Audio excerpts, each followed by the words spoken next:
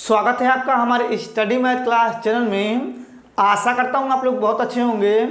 आज हम आपको इस वीडियो में बताएंगे कि समांतर श्रेणी के प्रश्न हल करना सीखें। तो देखिए कक्षा 10 के चैप्टर नंबर 5 से हम आपको 2 क्वेश्चन को हल करके बताएंगे जो आपके बोर्ड में हर साल 2 नंबर के पूछे जाते हैं। अगर आप लोग शुरू से लेकर लास्ट तक पूरा वीडियो देख लेते हैं तो आप लोग समांतर श्रेणी के 2 प्रश्न को हल करना सीख जाएंगे। अब देखिए इसमें पहला नंबर जो क्वेश्चन लिखे हुए हैं, सबसे पहले इसको हम पढ़ेंगे, तब इसके बाद इसको हल करके बताएंगे। जब इसको हल करके बता देंगे उसके बाद दूसरे क्वेश्चन को यहाँ पे लिखेंगे, फिर उसको हल करके बताएंगे। चलिए पहले इसको हम क्या करते हैं, पढ़ते हैं। देखिए पहला नंबर क्वेश्चन लिखा हुआ है एपी, यानी एपी मतलब लिखा है समांतर श्रेणी 10 7 4 डॉट डॉट का 30वां पद ज्ञात करें। तो हमें क्या करना है, 30वां पद ज्ञात करना है। तो इसको कैसे ज्ञात करते हैं आप लोग ध्यान समझिएगा। देखिए सबसे पहले क्या करेंगे, यहाँ पे लिखेंगे हल। ठीक, अब देखिए यहाँ पे हल लिखने के बाद आप लोग इसको ध्यान समझिएगा।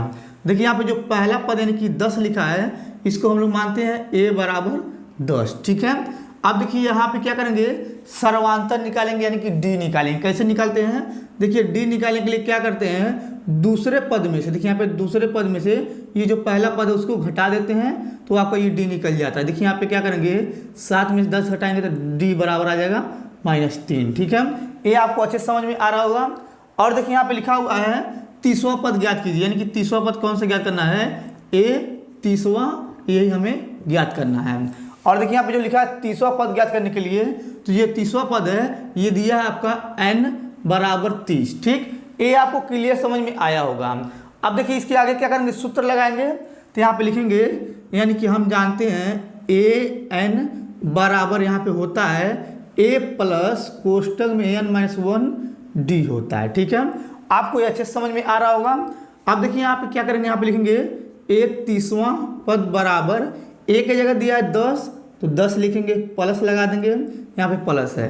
फिर देखिए यहाँ पे n है, तो n की जगह दिया है 30। ठीक है, तो यहाँ पे लिखेंगे 30, फिर यहाँ पे जगह -1, फिर यहाँ पे कोष्टक बंद कर देंगे। d की जगह क्या दिया है, यहाँ पे देखिए -3 दिया है, तो गुणा लगा देंगे, यहाँ पे -3 हो जाएगा। ठीक, ये आपको क्लियर समझ में आया होगा। अब देखिए इसके बाद क्या करेंगे, लिखेंगे a 30वां पद बराबर, यहाँ पे हो जाएगा 10, फिर यहाँ पे देखिए प्लस लगा देंगे, और यहाँ पे देखिए 30 में से अगर 1 घटाएंगे तो 29 आ जाएगा, फिर गुणा लगा देंगे और यहाँ पे लिखेंगे -3। ठीक है, ये आपको क्लियर समझ में आ रहा होगा। अब देखिए इसके बाद यहाँ पे लिखेंगे a 30वां पद, अब यहाँ पे लिखेंगे 10, और देखिए यहाँ पे गुणा करेंगे तो यहाँ पे माइनस प्लस माइनस हो जाएगा, और देखिए यहाँ पे इसमें गुणा करेंगे यानी कि 3 से 29 में गुणा करेंगे तो 9 3 27 का 7, हासिल बचा है 2। अब यहाँ पे क्या करें, 3 से गुणा करेंगे, 2 में 3 6 हो जाएगा, 6 2 8, यहाँ पे हो जाएगा यानी कि 87 हो जाएगा। ठीक है, ये भी आपको अच्छे समझ में आ रहा होगा। अब देखिए यहाँ पे लिखेंगे a 30वां पद बराबर, देखिए यहाँ पे 87 में से 10 घटाएंगे तो -77 आ जाएगा। ठीक है, अब देखिए आप लोग इसको ध्यान से समझिएगा। देखिए यहाँ पे जब भी पूछेगा कि 30वां पद ज्ञात कीजिए, चाहे 20वां पद ज्ञात कीजिए, और चाहे कहेगा 50वां पद, चाहे 100वां पद, जब भी ऐसा क्वेश्चन बोलेगा तो समझ लीजिए, अगर यहाँ पे 20वां पद बोला है तो समझ लीजिए a 20 ज्ञात करना है।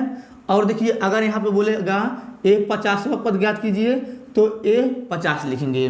और जो यहाँ पे बोला है 30वां पद, तो समझ लीजिए ये देखिए 20वां पद बोला तो n बराबर हो जाएगा 20, और यहाँ पे n बराबर हो जाएगा 50। ठीक है, उसके बाद ये सूत्र लगा के हल कर लेंगे, आपका आंसर आ जाएगा। और देखिए यहाँ पे लिखा हुआ जो 10, ये प्रथम पद यानी कि a बराबर 10 हो जाएगा। और उसके बाद क्या करते हैं, सर्वांतर यानी कि d ज्ञात करते हैं।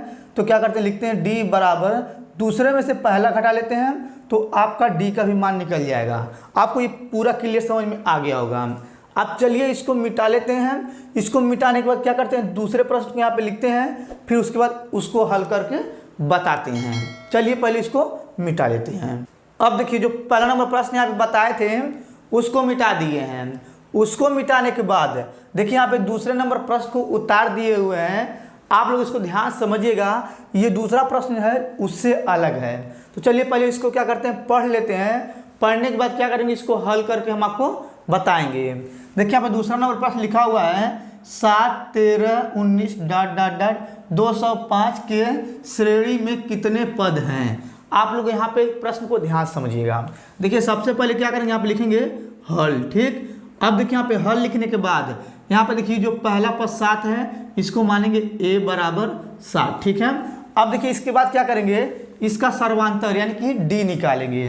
तो d कैसे निकालते हैं, लिखेंगे d बराबर, यहाँ पे देखिए दूसरा पद में से क्या करेंगे, पहला पद घटा देंगे। तो यहाँ पे 13 आगे लिखेंगे और उसमें से क्या करेंगे 7 को घटा देंगे। इसको देखिए d बराबर लिखेंगे और 13 में 7 घटाएंगे तो 6 बचेगा। ठीक है, आपको ये अच्छे समझ में आया होगा। यानी कि जो पहला पद होता है उसे हम लोग a बराबर मानते हैं। ठीक है, और देखिए इसके बाद d का मान यानी कि सर्वांतर जब निकालते हैं तो लिखते हैं d बराबर, दूसरे में से पहले को घटा लेते हैं। तो देखिए यहाँ पे घटाया है तो d बराबर आया 6। ठीक, और देखिए यहाँ पे लिखा हुआ है डॉट डॉट डॉट 205। ठीक, तो यहाँ पे क्या करेंगे, इसको लिखेंगे an बराबर दिया है 205। ठीक, ये भी आपको अच्छे समझ में आ रहा होगा।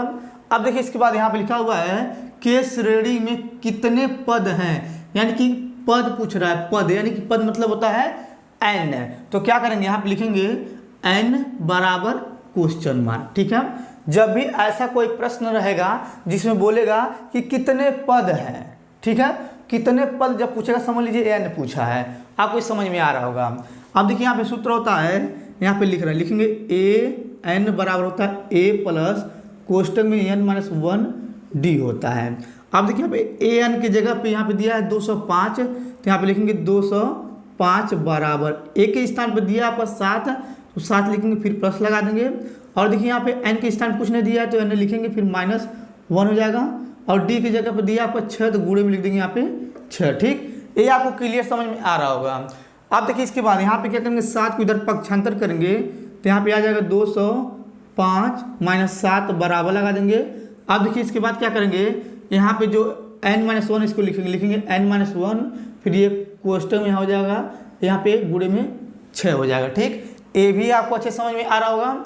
अब देखिए इसके बाद यहाँ पे क्या करेंगे, 205 में से 7 घटाएंगे तो यहाँ पे आपको बचेगा 198 बचेगा, फिर बराबर लगाएंगे और देखिए यहाँ पे लिखेंगे n-1 और यहाँ पे जो गुणे में 6। ठीक है, ये भी आपको अच्छे समझ में आ रहा होगा।